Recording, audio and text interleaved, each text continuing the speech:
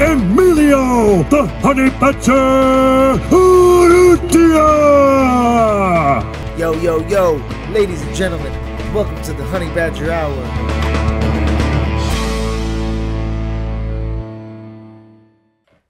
Ladies and gentlemen, welcome to another episode of the Honey Badger Hour podcast. It's your boy, the Badger, and we are back. Thank you guys for tuning in. Thank you for watching. Don't forget to like and subscribe on the little notification bell. I'll put the little box right here. Okay? Like and subscribe to show your support to the podcast, guys. It's Wednesday, and we are back.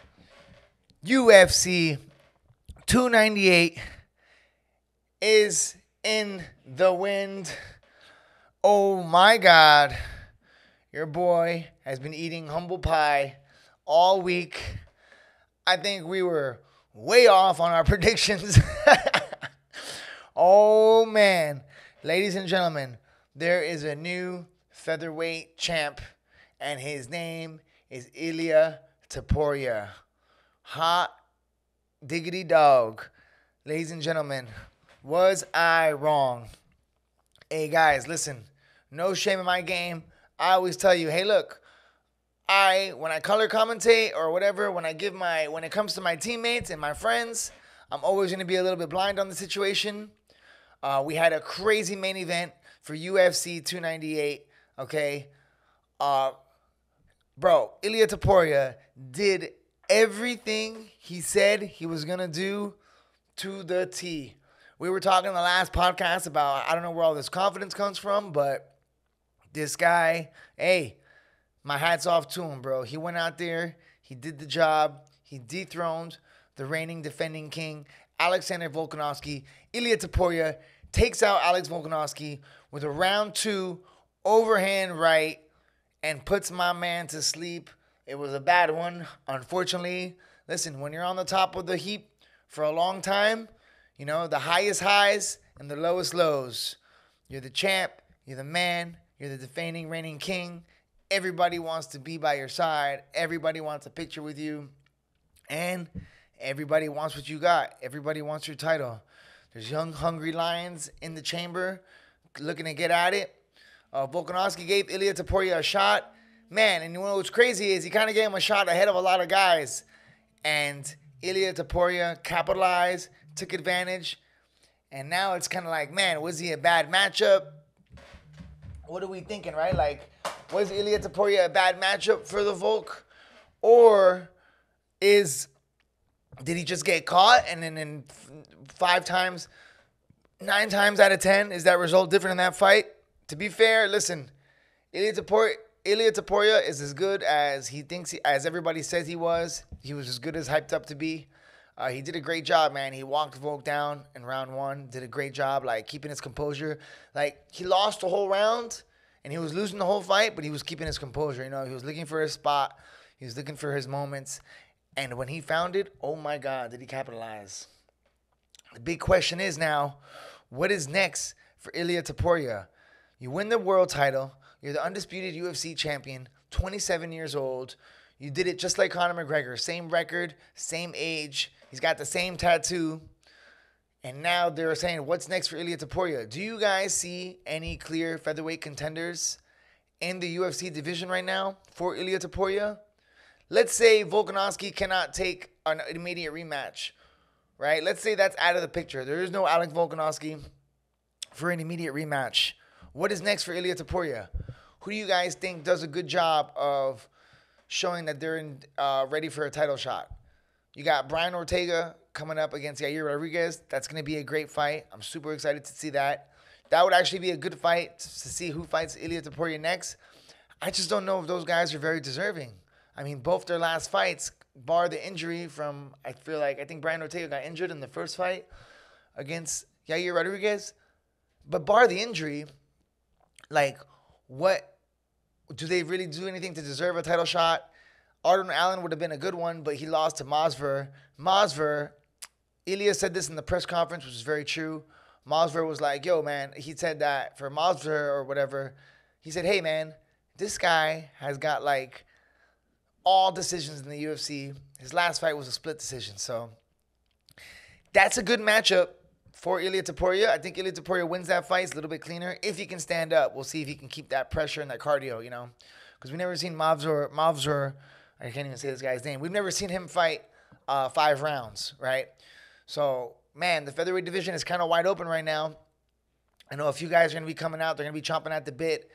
But besides Ilia Topuria, man, it's funny. Like, I was saying before the breakdown that before the UFC fights, I was saying, like, I've never really seen this guy fight, you know? And now there's nobody left for him to fight because he just beat the heavyweight. He just beat the featherweight GOAT. And he beat him kind of decisively. Now, that was a crazy fight. Volkanovski was doing his thing. I feel like he was following the game plan to the T. He was sticking and moving, hard to touch, came out super fast. I did hear a few different, like, people. Demetrius Johnson has a really good YouTube channel. If you guys like mine, I feel like DJ is just as good, so you guys check that out. Demetrius Johnson did a really good job of breaking down the Alex Volkanovski fight, and he looked at it at a little bit more unbiased way that I would look at it, because when I see Volk, man, I just see the champ. You know, I'm always looking at his good and how he's so good and what he's doing better. And I'm not going to lie, guys. Like I said, I always have the blinders on, you know. Like, you got to take them off sometimes. I got to be real with y'all. But I would never lie to you guys and tell you something that I don't feel is true or gaslight you. So, real talk, man. Like, DJ did a good job of breaking down the fight. He did say that to beat a guy like Ilia Topuria, well, if you see, to beat a guy like Ilia Topuria, you're going to have to take the fight to him. You're going to have to keep that guy moving backwards. You don't want to be running from a guy like that for 5 rounds. It's going to be like Allah, Israel, and Alex Pereira. Sometimes, and Tyson Fury versus Deontay Wilder. Sometimes when you're fighting a big power puncher and you're just avoiding him the whole time, trying not to get hit and trying to stick and move, eventually, you know, you're playing with fire, you're going to get burned. You're in the water, you're going to get wet. You know, like, you're in a fight. You got to know you're going to get hit and you're going to take these hits. And I kind of feel like to beat a guy like Topuria, as is proven now, the first game plan didn't work too well. Volk got caught relatively early in the fight, round 2, okay? Now, he did say in the post-fight press conference that he didn't even get to work a lot of the game that he wanted to do. It was early in the fight, man. I really thought Volk was going to stick and move for the first 2 rounds, get out of that first danger zone, right? Put the pressure on him. He didn't use his wrestling too much. He shot a couple times. Ilia did a good job of defending, but listen, Volk is not the type of wrestler to, like, shoot and take you down right away on the first try. He's like a grind wrestler, you know. He's got great timing. And he's going to take him a couple shots a la Jose Aldo, Max Holloway. Like, he's very persistent with it. He can, boom, hunt. So I really thought the wrestling was going to take play in the later rounds, like in the late 2nd, 3rd round, maybe 4th round, if it got that far. That's what I thought Volkanovski's game plan was going to be. I'm pretty sure that's what his game plan was to be also. So a lot of people were saying, oh, he didn't do this, he didn't do that. Guys, the fight was a little bit early, you know. The fight was stopped. The fight finished very early, where I feel like Volkanovski was starting to get into his range. He was starting to find his rhythm. I would just, to be fair, I would like to see him commit more with the punches and stand his ground. And what he did say, you know what's crazy? What's crazy about this fight is that Volkanovski got stopped right where he said he didn't want to be in this fight. He didn't want to be against the fence, and that's where I got to take my hats off to the Spaniard. You know, big ups to Ilia Topuria. He did such a good job of walking Volk down, man. He just had belief in his chin and his power and his wrestling defense, where he walked him down and he put him in that danger zone. And my friend made a good point. When you fight Topuria, you do not want to have your back on that line. You know, as soon as there's a black line like 2 feet away from the cage of the octagon that circles, that's like the outside perimeter. Bro, once you get behind that black line against the fence and you're facing Ilia Topuria, you're in the danger zone. I mean, he finished Volkanovski exactly like he finished Jai Herbert. And he did a good job with long combinations. He said it in his post-fight press conference, which I haven't, it was hard, you know, guys. I didn't really listen to him much. I didn't watch any pre-fight interviews on this guy, because the truth is, he's a great champion. He's a really cool dude, and I like him. And I'm just, you know, when my guys are fighting somebody I really like, I try not to watch the opponent too much. I try to focus on my guys, because a lot of my friends have fought really admirable and great opponents that if they weren't competing against my friends or teammates, I would probably love them and be big, huge fans of them, you know. But since Volk has been in the featherweight division, and since I was also in the featherweight division for a long time, like, besides Volk, like I didn't really see anybody as like, I try not to be a big fan of fighters in my weight class per se. Even though I'm retired or whatnot, I don't know, it's just something silly, stupid fighter thing. But that was at least coming up, So I really never paid too mind about the featherweight and bantamweight weight classes when I was competing. And then when Volk was the champ, I was just always cheering for Volk. So everybody I was just seeing as an adversary. But man, Ilia Topuria did so good, bro. It's crazy, guys. Like, I do not want to say, like, I don't want to make any videos. I don't want to sound like a bullshit artist or like unfair or anything like that. This guy's the real deal, man. And the way he put away Volk, I'm excited for a rematch. But, Volk even said it before the fight. He said, look, I'm going to teach this guy a lesson, and then he can go on and be a great champ. Now, I still feel Volk can win a rematch and come back. Don't ever get it twisted, guys. I have all my faith in Volkanovski to win a rematch and come back. But if he does do that, wins a rematch and comes back, Ilia is definitely championship grade and will be a champion in the future again one day. Or he might remain the long-time title defense. He might remain a champion for a long time. Demetrius Johnson said he doesn't think that his reign will be too long because of the way he fights. And listen, guys, when you're the champ and you're on the top, especially when you're doing these 5-round training camps like Volk has been doing, 5-round training camps at lightweight, 5-round training camps at featherweight, back and forth. Since the coronavirus ended, Volk has been on it, busy, grinding, constantly in camp, it seems like. So that wears on you, right? So let's see how long Topuria can hold this reign, man. This is exciting times, guys. New faces all over the UFC, man. All throughout. We got a new featherweight champ. We got a new bantamweight champ. We have a new flyweight champ. Okay? We got a new welterweight champ. Well, no, the welterweight champ, Leon Edwards, he dethroned Usman, so that's like the old. Bro, there was a time when Usman, Izzy, Ngannou, who's lower? Khabib, Volk, and who's the other one? Aljo were champions. Bro, that was the name since the coronavirus, that was the names of the champs. And you fast forward 2 or 3 years later, man, we vacant 205 title. Or we got Alex Pereira fighting Jamal Hill for the 205 title. Jamal Hill is another guy that I've only seen fight once or twice. All right. We got the heavyweight division kind of in shambles right now. All right. We got like a ESPN. We got like Tom Aspinall. I don't even know who's the heavyweight champ. Tom Aspinall, I think. Or is there an interim champ? Something happened with John Jones and Stipe. So it's like, bro, we're in a new era. Now the question is, guys, of all the champs that we have now, do we have any guys that are going to do? Who are the champions now that you see holding the title for a very long time? I think Makhachev is a sure thing. But then again, don't get it twisted, bro. At 155, you got Arman Tsarukian making his play up the rankings. All right. You got some killers at 155 coming up. Arman seems like the next best thing, but I don't know, man. Makhachev beat him once. Maybe Makhachev beats him again. Crazy. The featherweight, what's next for Ilia is a tough one, guys. It's like, all right, for the featherweight division, what's next for Ilia? Okay, let's look at it. Ilia can fight another number one contender, but there's not really nobody that's sticking out right now as a number one contender. Number one. Okay. Number two, Volkanovski is guaranteed deserves a rematch, without a doubt. Whether you're a fan of Volkanovski or you're a fan of Topuria, if you're just a fan of the sport, if you follow mixed martial arts, if you're the champion from 2019 to 2024 and you lose by KO and a fight you were winning, that's like, boom, you get a title shot. You get a rematch right away. Do I feel a rematch is garnered and it makes the most sense for the featherweight division? Yes, 100%. Do I feel a rematch in Spain with Ilia Topuria defending his title for the first time against the previous featherweight GOAT? Yes, 1,000%. Those are two huge yeses on my part. However, here's the catch. Volk just got He got KO'd 4 months ago by Islam Makhachev at 155 on a fight he took on short notice and had to cut a substantial amount of weight. Okay, 4 months ago, guys. That is not a long time ago. And he got stopped, bro. It wasn't like a TKO early stoppage. He went out.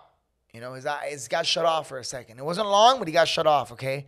Listen, in my personal opinion, as a coach now, okay, taking care of fighters, if I have a guy get KO'd like that, pops, straight up, 1 year off. That's my... Guys, that's my honey badger as a coach, as a human, as a man. Listen, it's hard. And I know what you're saying. Like, oh, this guy is crazy. You don't know what the hell you're talking about. Yeah, bro. You're giving up millions of dollars for an immediate rematch. And this is going for Izzy. Like, bro, for Izzy when he fought Pereira the second time. All these guys. Kumar, Usman. Man, how long did Usman take off after his head kick knockout? He took off like 9 months, and he still didn't look the same when he came back.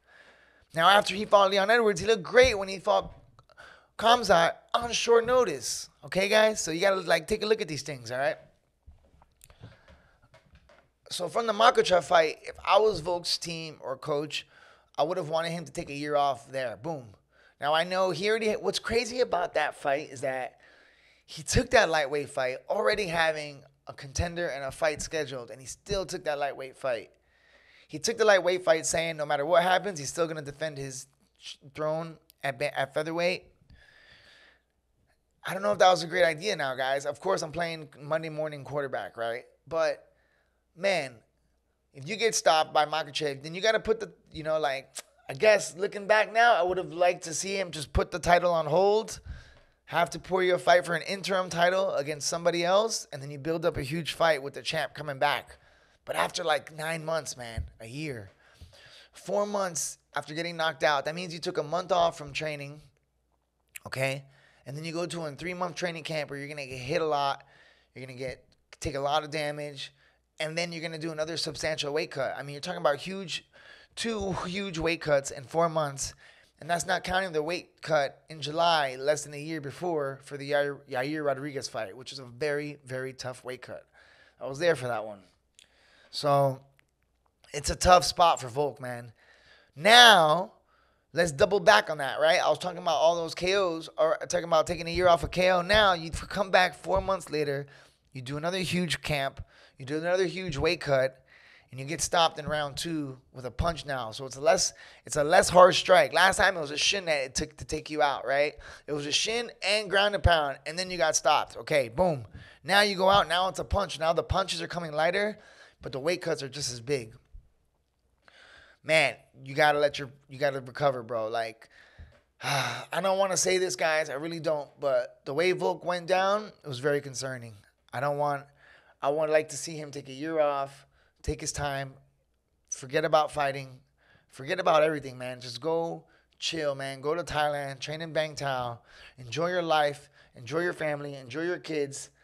35 years old, you know, I know a lot of these guys at this time right now, in this time, especially at the featherweight division, man, guys, I know what you're saying. Oh, 35 is not too old. For like welterweight, middleweight, it seems not to be too old. Like Anderson Silva made his big run as a middleweight GOAT, like at 32, 33, 34.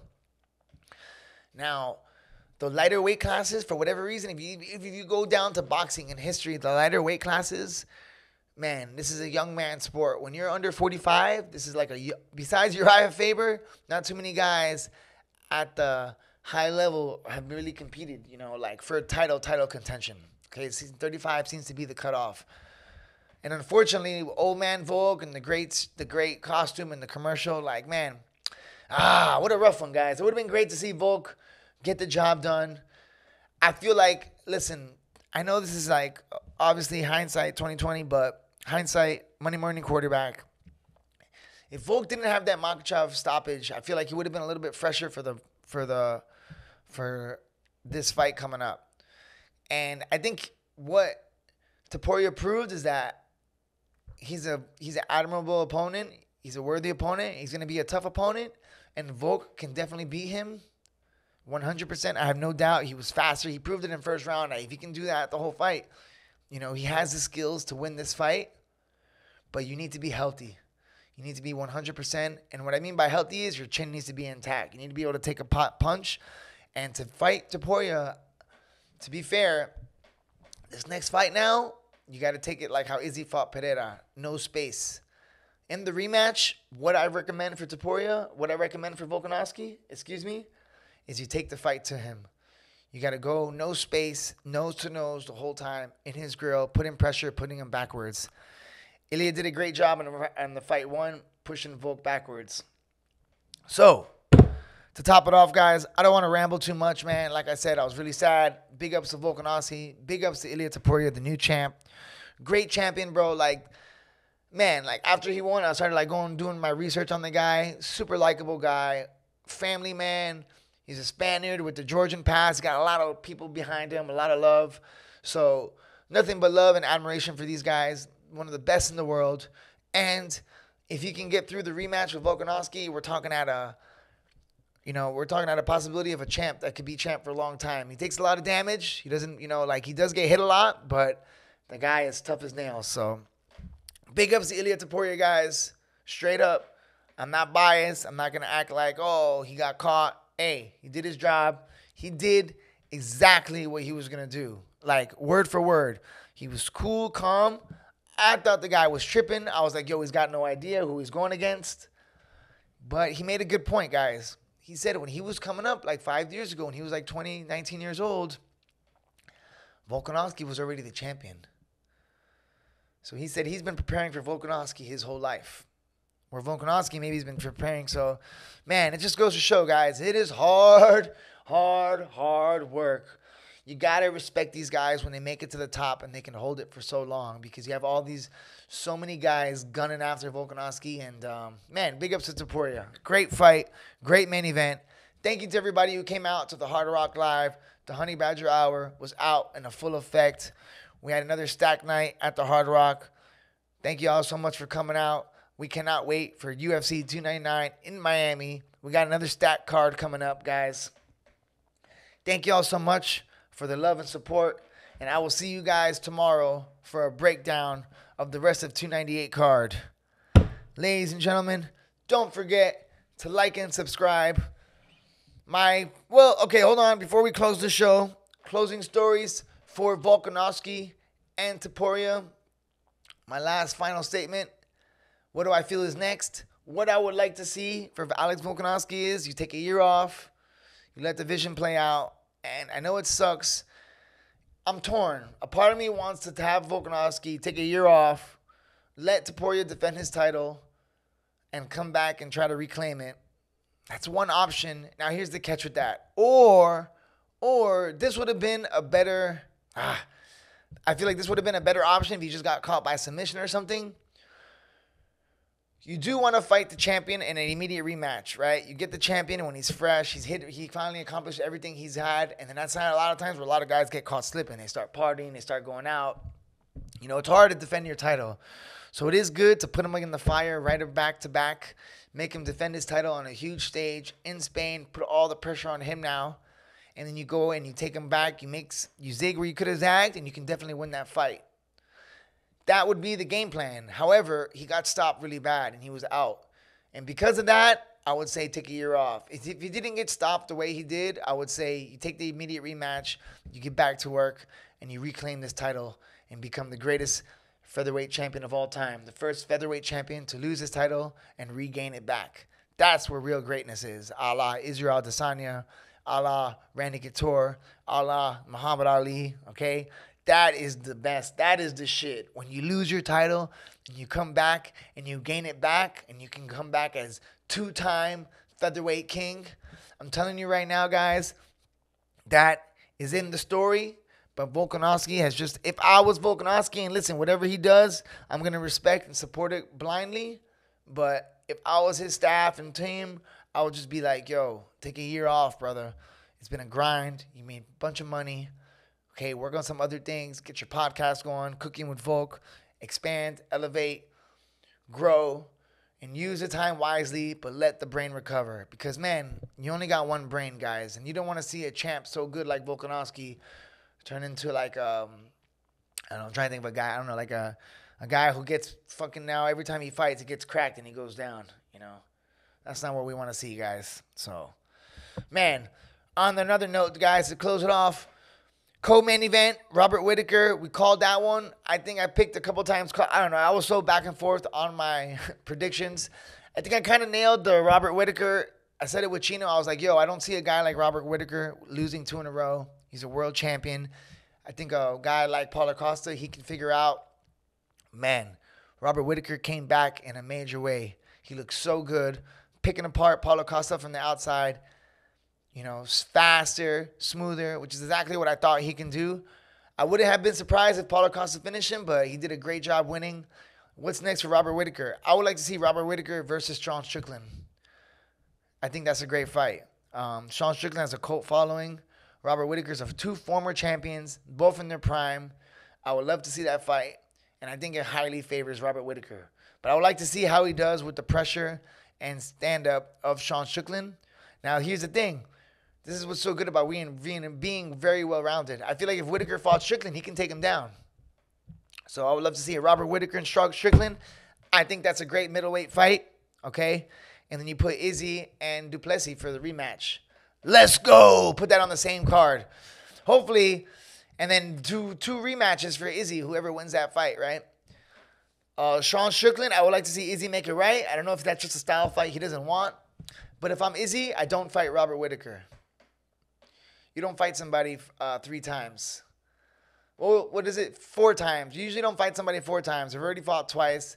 You beat him twice. It's hard to beat somebody 3, 4 times. So I guess you could take it out with 3 times. You can do 3, but 4 is the limit. You don't fight somebody 4 times. So if I'm Whitaker, if I'm Izzy, I don't fight Whitaker a 4th. Maybe I consider a 3rd because guys always lose in their 4th fight. A la Manuel Marquez, Manny Pacquiao, Israel Adesanya, Pereira. 4th time's a charm, it seems like, in combat sports. And the fight before that, guys, another great fight. Merab Divashali. Man, Merab is legit, bro. Merab, great personality. Big problem in the bantamweight division. Great chin. About the matchup with him and Sugar. And it could be easy for Sugar Sean to keep him on the outside. But that boy is relentless. That is a very, very relentless man. All right, guys. What else did we have on that night? Those are the 3 fights. Oh, and then Ian Gary, super boring. Defeated Geoff Neal. Not a fan of Ian Gary. Every fight this guy fight. Not I feel bad, guys. Listen. I like exciting fights.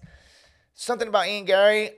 It's nothing to do with the wife. Would never talk about somebody's personal life like that. I just can't stand his personality. He's so corny. I don't know, man. He's corny, bro. Like, sometimes the guy, he seems a little bit clueless, if you ask me. You know, like, he's so corny. He's like almost like one of those dumb, nice guys where he's so dumb and nice, but he just doesn't get it, you know? He's out here training in Brazil. I mean, whatever, bro. I mean, I can't stand him. I mean, I don't like watching him fight. I'm sorry. Not that I can't stand him. He seems like a nice guy. We were at the PI. Super nice. He's like one of those dumbly nice guys. Like, he's so nice that he's dumb. Where you're like, I don't know. The guy's kind of like walking around on cloud 9 all the time, you know? So, I don't know. Not a fan of his fight. Super boring. Running away the whole time from Geoff Neal. And I mean, Geoff Neal's fighting. I'm like, okay, I'll watch it, but I'm not really like torn. Like, I'm not really like sold on it. Like, not a big fan of either of them. So, just a fight just waiting that fight to finish, right? And then so we can get to that co-main event. So, UFC 298. You think he should take some time off, let Topuria defend his title, and maybe even Volk goes and takes a tune-up fight. Volk takes a tune-up fight, maybe against like a Bryce Mitchell or something. You know, Bryce, what's that guy? What's the name of our boy, the Flat Earth guy? Maybe like a match against him or like a Arnold Allen, you know? Somebody that's like good, but somebody he can for sure beat. And honestly, I would like to see him fight a grappler that doesn't have a lot of power so he can get that confidence back. So if I'm Volk's coach, take those marbles in a row. Coming from experience, man, I had 2 losses in a row, but I had my first loss. My first 2 in a row weren't that bad of the bad streak, though, you know, because I got slept real bad.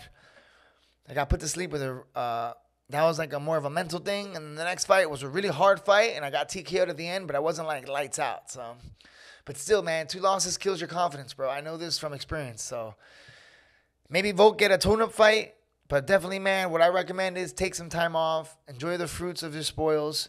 You work so hard for so long. You're one of the best to ever do it. You're one of the best humans I ever know. So take that time off, man. Come back stronger. It's a minor setback for a major comeback. Ladies and gentlemen, it's your boy, the Badger, UFC 298 breakdown. We got a new bantamweight contender. We got a new featherweight champion. And we got an old dog in Robert Whitaker showing that he still got it. What a night. Stay tuned, guys. As you can see, we're still in our makeshift studio. The new studio is almost ready. And I'll be back lining up the fire guests, bringing the heat, bringing the entertainment, bringing that ill conversation that you guys love. Thank you so much, guys. God bless you all. Have a fantastic week. Thank you guys for watching. If you made it this far, don't forget to like and subscribe. Follow us on TikTok. Follow us on Instagram.